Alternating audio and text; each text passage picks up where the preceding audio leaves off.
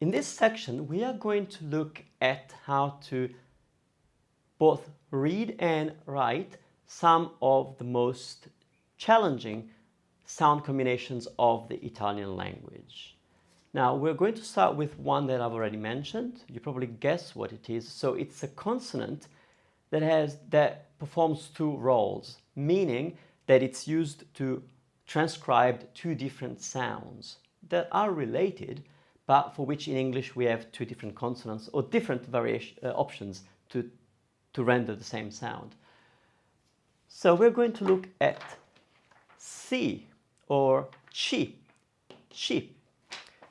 Now, we're going to first have a look at chi, where the sound that it makes is the k. Now I'm going to use kind of English sound in these kind of weird brackets. I could use a phonetic representation, but not everybody knows phonetics, so we're just going to go with English. So whenever you see anything written like that, it's not an Italian letter, it's just me telling you that's how it sounds in English. So, C with the sound of K. So let's have a look. If you came across an Italian word that had CA, how would you read it? You probably would read it correctly. You probably say Ka. Ka. Ka.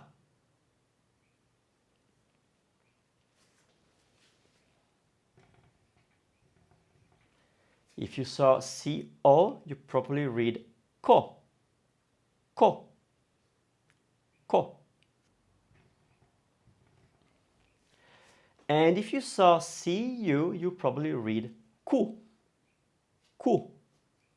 Ku. So we would have ka, ko, and ku.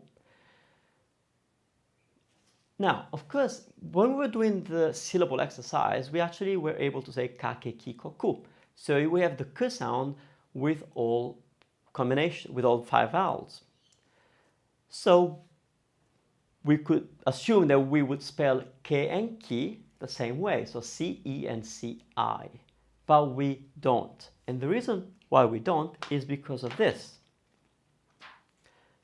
C also performs the role of a ch sound. That's the English ch, ch, ch.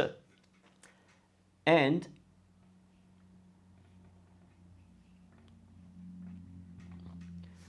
there are two core spellings for the sound ch in Italian. Chi and che. Chi, che. You know the stylist, the brand called Versace? It's spelled with CA at the end, isn't it? Versace. Leonardo da Vinci. Cappuccino. So you have seen the combination CI and CE before in Italian, and you have always pronounced it chi and che. There's the name Cecilia. Cecilia. Cecile. It's a name. So if C, we said that Italian is consistent, so it only has one way of writing one sound. It doesn't have 20. So if we write che and chi this way, we can't use the same combination of sounds to write the ke and ki. So now we're stuck with only 3 sounds here and only 2 sounds here, but we know, because I told you, and because you heard it, that there are all 5 sounds with both k and ch. We said we have ka, ke, ki, ko, ku, and we have cha, che, chi, cho, chu. Now, what word do you know that would have a k sound that would have a k or a ki sound that is an Italian word? Well, for example, zucchini. Now, zucchini or courgette, it's what Australians call the vegetable, and that's from Italian.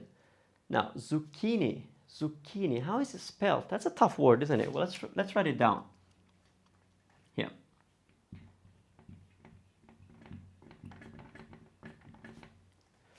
Now, never mind the double C. We'll actually look at double sounds later on towards the end of the course. But zucchini. That's a chi, C-H-I. And that's what we use for the k sound for ke and ki. So ke and ki are actually spelled with a H. That's good news and it's bad news. It's bad news because you'll be tempted every time you see a C-H-E to say che, because that's what it would sound in English, like cherry. It's not. Every time you see a CH in Italian, you're actually seeing a K. So I usually do this little representation. And you can do it in your mind. You can create a little animation, a little silly animation, colorful, where you see the CH transform into a K, make it into a transformer or something.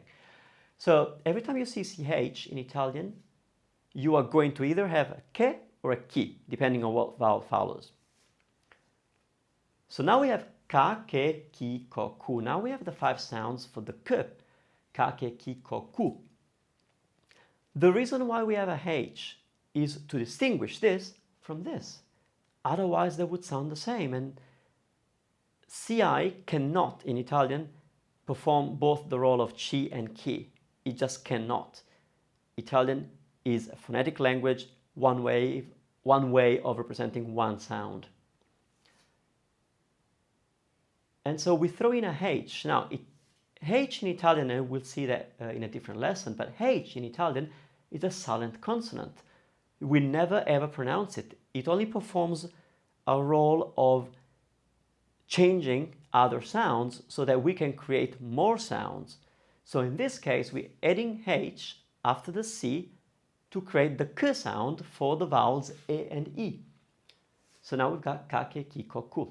Now let's look to the che and chi sound again, to the ch. So we have che and chi, but we don't have cha, cho, and chu, because when we did the syllable exercises, we did say cha, che, chi, cho, chu, didn't we? Now, there might be one word in Italian that you are very familiar with, that it means hello and goodbye, and it's ciao. And how is it spelled?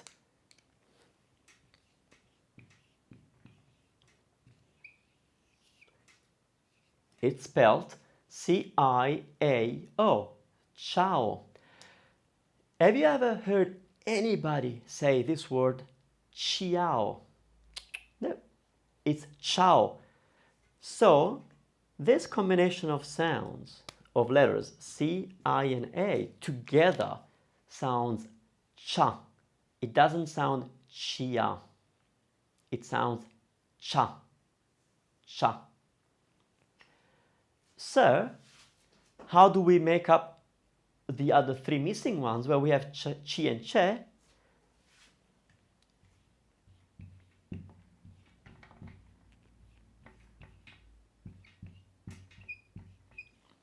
We take the combination of sounds for chi, ci, and add the other vowel so that we can have cha, cho, and chu. Now, these 3 combinations, the I is silent.